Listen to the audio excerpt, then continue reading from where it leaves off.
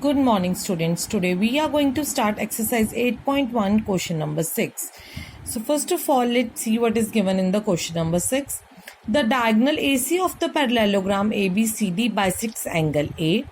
So which it means that ABCD is a parallelogram and AC is the diagonal, and which is bisecting my angle A. So my angle 1 is equals to angle 2 is given. Show that it bisects angle C also. What does that mean? That my angle 3 will be equals to my angle 4. This I want to prove, and also I want to prove that ABCD is a rhombus. How we are going to prove that? Since ABCD is a parallelogram and AB is parallel to DC, so my angle 1 will be equals to my angle 3. 1 will be 3. And BC is parallel to AD because it is a parallelogram. AC is a transversal, so my 2 will be 3. Also we know that angle 1 and 2 are equal.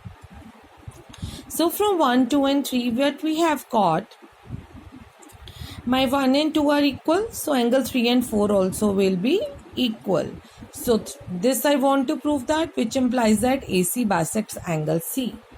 Now, and also what we have concluded, if my angle 3 will be equals to my angle 4, if I will put here angle 4, so my angle 1 will be equals to angle 4. What does that mean? If these two are equal, the opposite angles are equal, so my opposite sides of this triangle ABC will also be equal, so AB is equals to BC.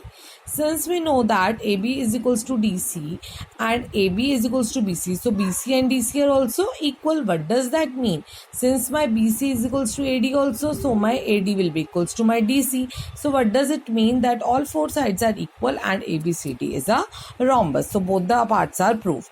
Now in the question number 7, ABCD is a rhombus given to you. AC bisects angle A and C as well. This we want to prove, and BD also bisects B and D as well. This also we want to prove, and just it is given that ABCD is a rhombus. Since ABCD is a rhombus, what does that mean? AB is equals to BC is equals to CD is equals to DA. Now AB is parallel to CD and AD is parallel to BC. What does that mean? That alternate angles are equal. 1 and 3 are equal. Since ABCD is a rhombus, so I can say that 1 and 2 are also equal. 1 and 3 are equal, 1 and 2 are equal. What does that mean? It means that 2 and 3 are also equal. Fine. And similarly here also we can say that 2 and 4 are equal because they are alternate angles. So what does that mean? That 1 and 4 are also equal. Why? Because it is a rhombus, so 1 and 2 are equal, so 1 and 4 are also equal. 1 and 4 are equal, 2 and 3 are equal. What does that mean? AC bisects angle A and angle C as well. Similarly, we can prove that BD bisects angle B and angle D as well. So now in the question number 8, what is given to us? ABCD is a rectangle in which diagonal AC bisects angle A and C. It is already given.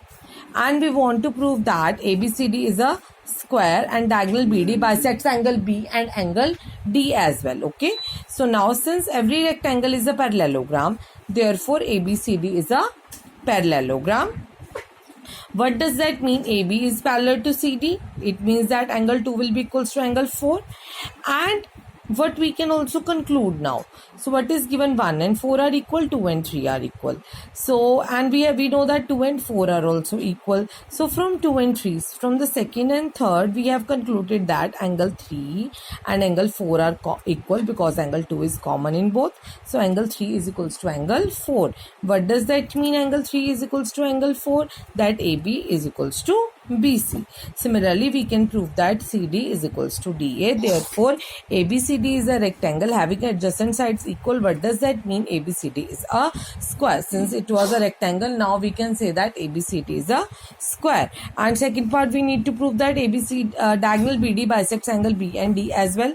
Since we know that ABCD is a square, so the diagonals of a square always bisects the opposite angle. Okay. So which implies that the diagonal BD bisects angle D and angle B as well. So with this, our question number 8 is also done. Students, please do this work in your fair notebook. Thank you. Have a nice day.